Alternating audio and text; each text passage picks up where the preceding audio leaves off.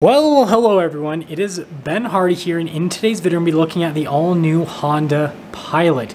Now, I do want to mention that this video was filmed at an auto show, so there's going to be some people in the background here and there because they're also looking at the car, but I still think this is a great first look at the Honda Pilot, and I hopefully will be driving one in the very near future. But before we get in this video, as always, if you want to save time and money the next time you purchase a car, that's an upset baby, so I'll have to get to that.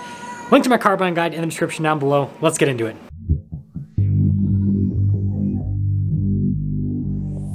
So here is the new Pilot, and the thing that's exciting is I should be able to do a full review on one of these very soon, because I believe that the Honda dealer I filmed with, the Stockton 12, was going to have one pretty soon as like a demo vehicle or something. They'll let me know. But anyways, I love the new style of headlights. You got the chrome trim. Again, this is kind of more of like a blinged out version. And then look at the Honda logo. It's also a sensor. Pretty cool. And it doesn't have the weird exhaust tip looking ports at the front like the new CR-V does on some packages. And I couldn't really get like a full front view because there was like a booth. But, I mean, you guys can get it for the most part. It looks pretty cool. It kind of reminds me of almost like the GMC Acadia. I mean, let me know if I'm wrong, but it kind of has the similar appearance to it. More of a boxy design. It seems like they're trying to make it look more boxy like the Telluride, for example. Wheel design is pretty cool. And then notice with the body painted mirrors there, you can see like the darker trim at the bottom. And in terms of the size, here's the thing that's crazy, is it's, you know, it's a little bit bigger than the previous version, not a lot bigger, but it looks way bigger because of the design. Like, it looks enormous. So I think that's kind of what they're going for, is to have a lot more road presence. Now, behind the third row, decent amount of storage space, again, especially considering the segment this is within. Now, that's the seat for the middle row. That's really cool. You can actually store it in the back, which I think adds to the practicality massive amount. Notice you can do that so close that to walk it away, which is pretty, or walk away after you press that, so to close it. And then this one actually had the hatch working. Most of the cars the auto show had dead batteries, so they didn't. But like, look at the taillights. I think those look really cool as well. I think Honda's done a good job with the styling on this. Again, it's got kind of more of like almost like a Range Rover-ish appearance. And then it's got the, I was trying to show you, it's got the foot thing where you put your foot under. This is the touring package, hence the badge there on the back. And then what you also notice is with the exhaust tip covers, how those look. And so I'd say that, again, styling, you know, I think they did a good job, all things considered. Now, with the interior, you're going to notice that, yeah, it has a new appearance. Look at the sunshades, too, which is pretty cool. But it still kind of just looks like, you know, normal modern Honda. They didn't, like, push the envelope in terms of, you know, their design, what they've done on their vehicles. So, like, if you've seen the new CR-V interior, you've kind of seen this interior, right? And then look at the seats. I think, again, really nice material use. And then the contrast stitching is solid as well. And then, yes, I did get in for you guys. You can see the room there. Second row is pretty spacious. Nice little storage pocket. Headroom is good back there. Yeah, I was not happy, apparently. You got some vents there. And then you guys can see the climate controls. And then popping into the third row, which was kind of tight to get back into, but not horrible. Good headroom back there. And then I actually fit okay back there, but again, with this segment of crossover, you don't expect the third row to be massive. And you can see the vent. And again, the reason I was able to get back through there is because you have the removable seat that you put in the back. So really cool feature there. And getting out, not too difficult, actually. And then this one actually had a window sticker on it. So you guys can see 23 Pilot Touring. You can see the MSRP there, $48,000, and then total MSRP I think was just over $50,000. Yeah, just over $50,000. So not too shabby, again, especially for a more loaded up package on the Pilot. And then you guys can see the memory seat function right there. And then also have the window controls with the mirror adjustment as well. Again, that's kind of all normal. I've seen that in other Honda models, so they didn't change too much with that. And then you do have blind spot monitoring with the mirrors as well. And then the front seats actually look a little bit nicer than the back ones, I'd say. Just a bit. And then you can see you got power adjustments here on the side with it as well. And of course you got the little stability control button with the hatch opening.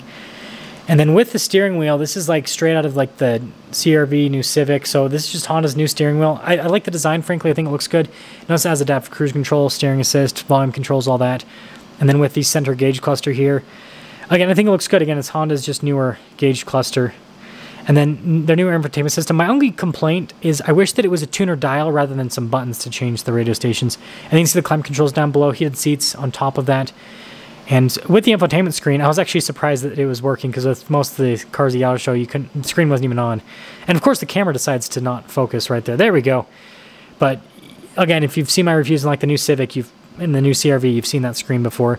You got the USBs down below, you've got the wireless phone charging pad, and then you can see with the transmission selector there, a bunch of buttons. It's Honda's new thing they're doing. And then we've got the drive mode select there with the parking brake, hill descent control, auto hold, auto stop start. So it's got quite a bit of customization there with the drive modes, which is pretty cool.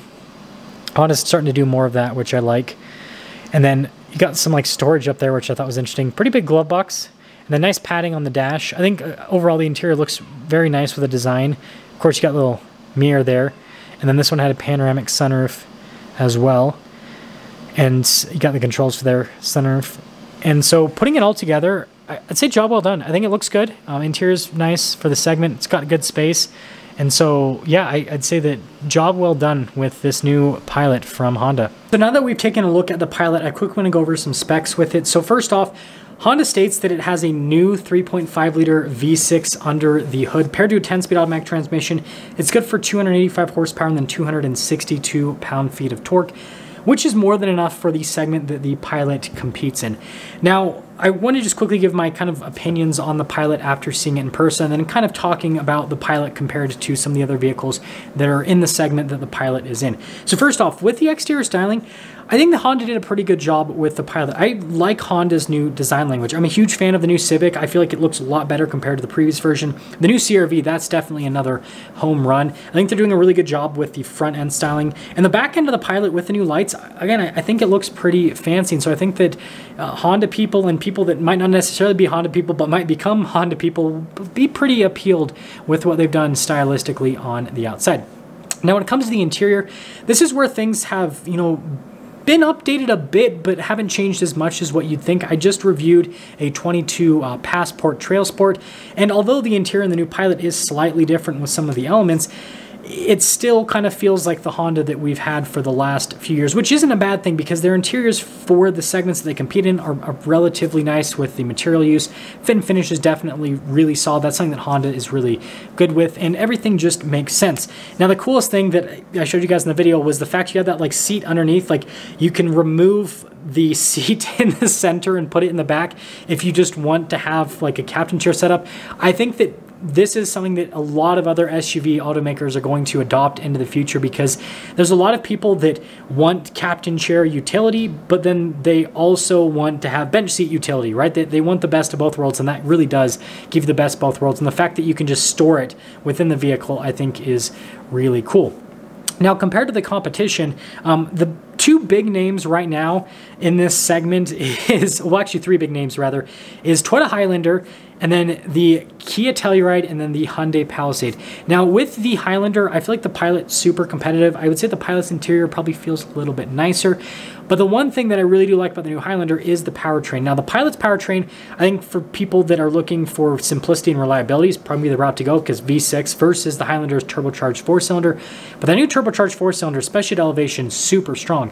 And then when you look at the Palisade and the Telluride, which are sibling vehicles, the thing that has been pulling a lot of people to both those vehicles is kind of the crazy styling they have on them. But I feel like this new Pilot, I feel like it compares stylistically to them. The Highlander kind of definitely is a little bit lackluster in the segment now, so Toyota needs to do a little bit there. But regardless, the interiors of the Telluride and the Palisade, I mean, super nice luxury interiors, especially if you get like a calligraphy Palisade, like full-on luxury car, like really nice headliner, nice materials. And so that's the one area where I could see people not wanting the Pilot, because Honda doesn't go crazy all out with a luxury version on the Pilot. However, something else to note is the Telluride and the Palisade in fully loaded format are more expensive than that Pilot that I showed you that was pretty loaded up. And so you do pay a bit of a price premium to have the nicer interior. And so, yeah, I think that Honda's done a good job. However, what I do think that Honda should consider, because of the route that they're going in, where they're trying to basically be similar to Mazda, where they have like a more premium economy car, is consider releasing like a crazy loaded up interior option for the Pilot and for their other vehicles as well. Something that slots above their current top line trim, where they use, nicer materials throughout the cabin. Yes, they might not sell a bunch of this particular model, but it will definitely pull some sales from, Telluride and from Palisade, which those vehicles sell in massive volume amounts, because people want the luxury interior and they want kind of a more of a regular economy car. So that's the only thing that I could say is add, you know, above the Elite, whatever, right? Just add it just a bit more to it. Anyways, that's going to sum things up. Let me know what you guys think about the new Pilot, and that's all.